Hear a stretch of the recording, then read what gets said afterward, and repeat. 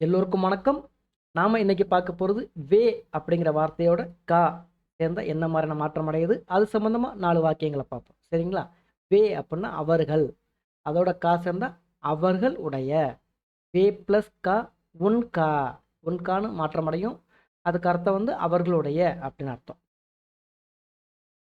வே ராஜு और गोपाल है. வே அவர்கள், ராஜு और गोपाल है. ராஜு மற்றும் கோபால். और அப்படின்னா மற்றும்.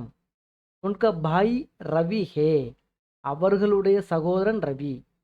உன்கா அவர்களுடைய பாய் சகோதரன் ரவி ஹே. ரவி. வே ராஜு और गोपाल है. உன்கா பாய் ரவி ஹே.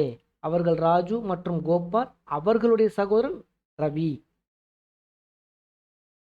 उनका समाचार क्या है. उनका समाचार क्या है. उनका அவர்களுடைய சமாச்சார் அப்படின்னா செய்தி. क्या है என்ன. என்ன சமாச்சாரம் அப்படின்னு கேட்போம் இல்லையா, என்ன செய்தி. उनका समाचार क्या है அவர்களுடைய செய்தி என்ன. उनका घर बहुत अच्छा है. उनका घर बहुत अच्छा है.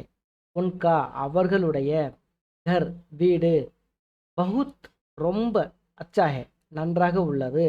உன்கா கர் பகுத் அச்சா ஹே அவர்களுடைய வீடு ரொம்ப நன்றாக உள்ளது.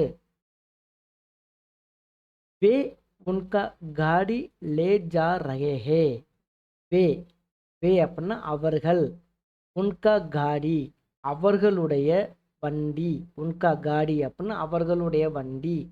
லே ஜா ரஹே ஹே எடுத்துச் செல்கிறார்கள்.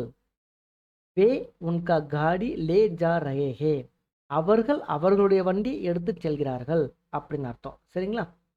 நீங்கள் வேறு வேறு வார்த்தைகளை போட்டு முயற்சி பண்ணி பாருங்கள். கண்டிப்பாக இந்த உன்காங்கிற வார்த்தை உங்களால் ஈஸியாக ஹேண்டில் பண்ண முடியும். நன்றி.